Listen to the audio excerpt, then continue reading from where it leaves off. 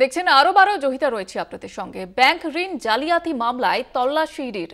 অনিল আম্বানির 50 কোটি কোম্পানিতে নজর ইডির। দিল্লি এবং মুম্বাইয়ের প্রায় 40টি জায়গায় তল্লাশি এবং যেমনটা জানা যাচ্ছে প্রায় 3000 কোটি টাকা ঋণ সংক্রান্ত বিষয়ে তল্লাশি ইডির তল্লাশি অভিযান।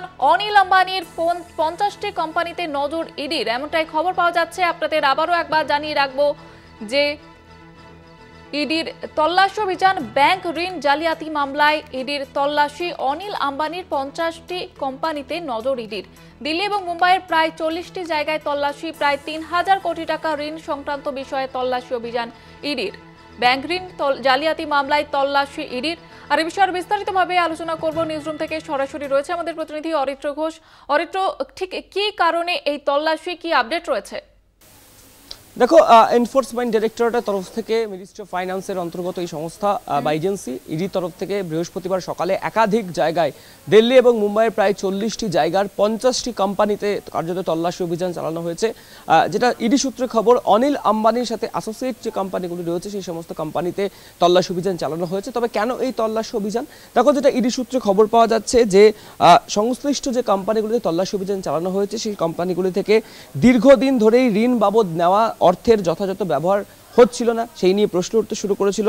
এবং তদন্তকারীদের সূত্রে যেটা জানা যাচ্ছে যে অঙ্কের ঋণ নেওয়া হয়েছিল সেটি ব্যবসায়িক খাতে ব্যয় না করে অন্য খাতে সরিয়ে ফেলা হয়েছে। অর্থাৎ আর্থিক তৎস্বরূপের একটা বিষয় রয়েছে। Prevention of money laundering act, PML এর যে ধারাগুলি রয়েছে সেই ধারাতেই কিন্তু ইডির তরফ থেকে এই তল্লাশি অভিযান চালানো হয়েছে অনিল আম্বানির বেশ কিছু অ্যাসোসিয়েটস অফিস এবং বিভিন্ন জায়গায়। দেখো, যেটা ইডি সূত্রে জানা যাচ্ছে যে ঋণ নেওয়া হয়েছিল ব্যাংকগুলি থেকে প্রায় 3000 কোটি টাকার ঋণ, সেই ঋণগুলি সঠিক খাতে ব্যবহার করা হয়নি এমন একটা অভিযোগ উঠে আসছে। এবং সেই ঋণের থেকে প্রাপ্ত যে টাকা বা ঋণ বাবদ যে টাকা পেয়েছিলেন সেই টাকাগুলিকে অন্য খাতে সরিয়ে ফেলেছিলেন অনিল আম্বানি এবং তার অ্যাসোসিয়েটস কোম্পানি, এমনটা ইডি সূত্রে খবর পাওয়া যাচ্ছে।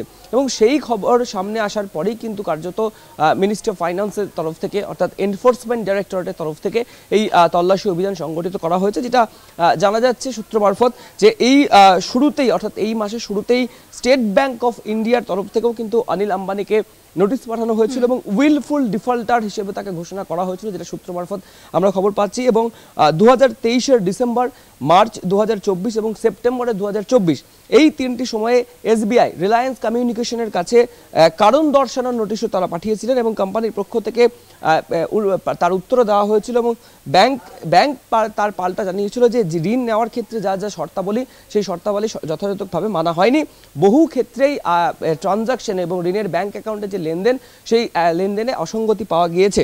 দেখো, এই প্রেক্ষিতেই কিন্তু ইডি তরফ থেকে একাধিক অ্যাকাউন্ট এবং একাধিক নথিও খতিয়ে দেখা হচ্ছে। বৃহস্পতিবার সকাল থেকেই কার্যতই তল্লাশি অভিযান চলে এবং যেটা জানা যাচ্ছে ইডি সূত্রে একাধিক হার্ড ডিস্ক, একাধিক কম্পিউটার ফাইল এবং ইমেল লগ সংগ্রহ করা হয়েছে তথা সিজ করা হয়েছে সেগুলিকে, এবং পরবর্তী ক্ষেত্রে সেগুলিকে খতিয়ে দেখবেন ইডির গোয়েন্দারা। এবং ইডি সূত্রে যেটা খবর পাওয়া যাচ্ছে যে প্রাথমিকভাবে যে সমস্ত নথি উদ্ধার হয়েছে সেই নথিগুলিকে খতিয়ে দেখা হবে এবং খতিয়ে দেখার পরেই কিন্তু তার পরবর্তী পদক্ষেপ নেওয়া হবে।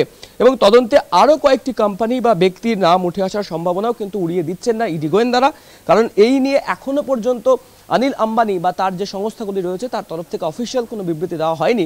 কিন্তু ইডি সূত্রে যেটা খবর যে প্রায় 3000 কোটি টাকার যে আর্থিক কেলেঙ্কারি বা ব্যাংক ঋণ জালিয়াতি মামলার কথা সামনে আসছে, তার পরিপ্রেক্ষিতেই কিন্তু অনিল আম্বানির 50টি কোম্পানি এবং 40টি অফিস সহ একাধিক জায়গায় বৃহস্পতিবার সকাল থেকে তল্লাশি চালিয়েছেন এনফোর্সমেন্ট ডাইরেক্টরেটের গোয়েন্দারা PML অর্থাৎ প্রিভেনশন অফ মানি লন্ডারিং অ্যাক্টের আওতায়। ধন্যবাদ জানাবো অরিত্র। নিউজরুম থেকে সরাসরি ছিলেন আমাদের প্রতিনিধি অরিত্র ঘোষ। যেমনটা আপনাদের জানাচ্ছিলাম যে ব্যাংক ঋণ জালিয়াতি মামলায় তল্লাশি ইডির। ইতিমধ্যেই তল্লাশি অভিযান